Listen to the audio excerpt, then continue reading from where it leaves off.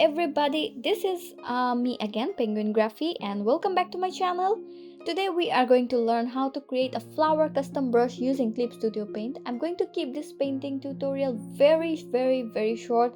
The custom brush tutorial first, and then I'm going to do a painting for you guys, the painting that you have just seen on the screen. So first we need to start with a artboard that I'm going to make the color gray, and I'm going to remove the page background, and then I'm hitting OK. Make sure that you have a higher pixel. So this is your screen without any kind of background. I'm taking any brush that you prefer, but it has to be a brush without any shape or any texture. So this is a brush slightly textured with a more charcoal effect, and I'm going to draw a little flower, very little one, since this is a grayscale artboard. So whatever you draw, it's going to be in white, gray and black. So this is a black color that I have chosen. Even if you choose a red one, it is going to paint black or gray.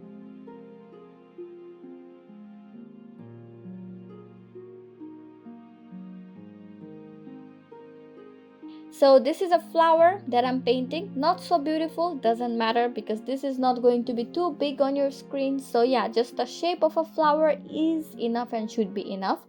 I'm going to make the flower shape as perfect as possible. So when you see it from a distance, it looks quite okayish.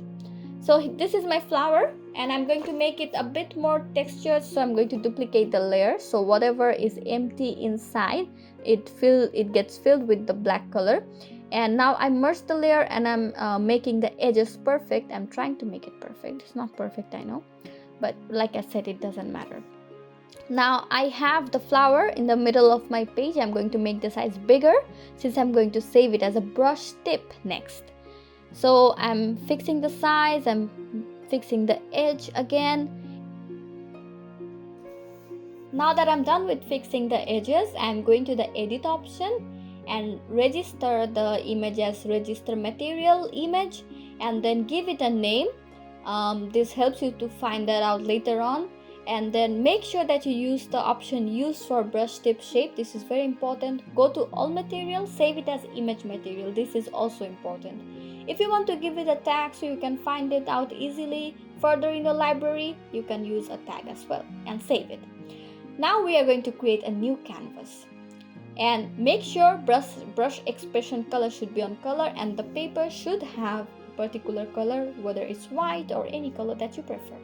These two things has to be as color, and there should be a color for your paper. Make sure. Now I'm going to use a particular setting of a brush that I personally like.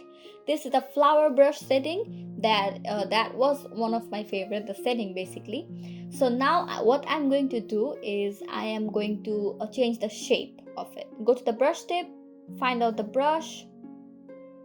This is the first one, and then select it and hit on OK. Now this part is completely up to you.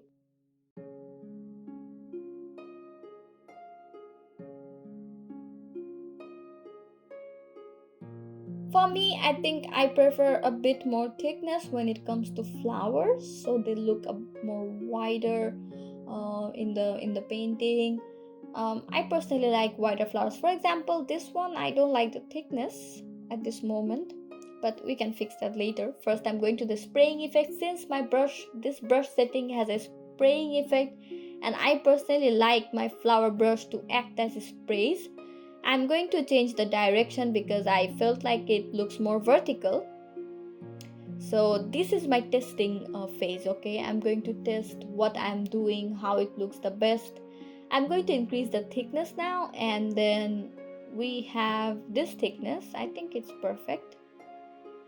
Angles, let's change it and see what happens. But you see, some of them look a bit more flat, so I'm not gonna change the angle. About the thickness, I'm going to maybe work a little bit more. Let's see how it turns out. Now go to the color jitter. I'm going to change few things from the color jitter option. I like to have like slightly changed color when it comes to my flowers, but not completely. Like I'm not gonna change the hue or the saturation that much.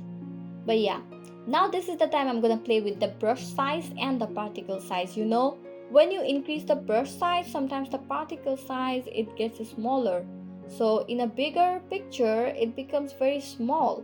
So this is really important to understand the ratio of your material. So I'm going to do something about the gap as well. I think I need more gap between one and another article, which is increasing the gap. And then I'm going to change the particle size again. I think if you fix the size of it, sometimes it depends on your pressure, so I'm choosing that option because I like to change the particle size based on my pressure that I'm putting on my pen. So this is the basic settings for me. The last thing is the direction of the particle. I like to move my pen and I want to move the flowers according to the direction of my pen, so I also check that option. Now this is the final thing that I have created. This is my flower brush, and now let's do some painting with this brush. Okay,